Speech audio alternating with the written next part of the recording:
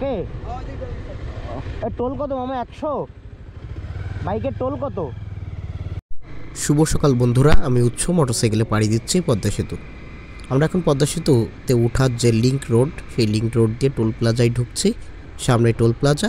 আপনাদেরকে দেখানোর চেষ্টা করব পদ্মা সেতুর সম্পূর্ণ দৃশ্যটাই। মোটরসাইকেল চলাচল অনেকদিন নিষিদ্ধ ছিল পদ্মা সেতুতে। আগে দুর্ঘটনা ঘটতো, যার জন্যই বন্ধ ছিল। পরে দুর্ঘটনা এড়ানোর জন্য পদ্মা সেতুর এই লেন খুলে দেওয়ার পর এভাবে আলাদা লেন করা হয়েছে চলাচলের জন্য। মূলত বাইকারদের সুবিধার জন্য এটি করা। টোল প্লাজায় এসে গেছি, এখন টোল পরিশোধ করব। বাইকের টোল সম্ভবত 100 টাকা। এই টোল বুথে শুধুমাত্র বাইকের টোলই নেওয়া হয়। টোল ক্লিয়ার করা কমপ্লিট। এবার আমরা আমাদের স্বপ্ন, আমাদের অহংকার, আমরা আমাদের পদ্মা সেতুতে উঠব। দেখতে থাকুন সম্পূর্ণ ভিডিও। আমরা প্রায় পদ্মা সেতুর মূল অংশে উঠে এসেছি।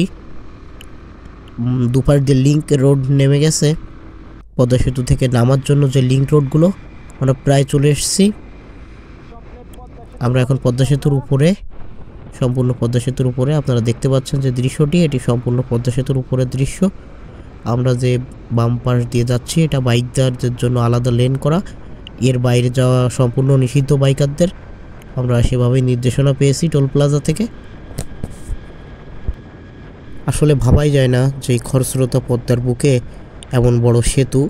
আপনারা যারা ফেরিতে পারাপার করছেন ইতোমধ্যে তারা জানেন যে আসলে পদ্মা সেতুটা বা পদ্মা নদীটা কত বড়। সেই সেতু, সেই নদীর উপর দিয়ে সেতু তৈরি করা আসলে খুবই একটা আমাদের জন্য বিস্ময়। বাংলাদেশ একটি অনেক বড় স্থানে গিয়েছে পদ্মা সেতুর জন্য। আমরা এখন পদ্মা সেতু পার হচ্ছি। অনেক বাইকারদের স্বপ্ন এই পদ্মা সেতুতে বাইক দিয়ে পারাপার হওয়া।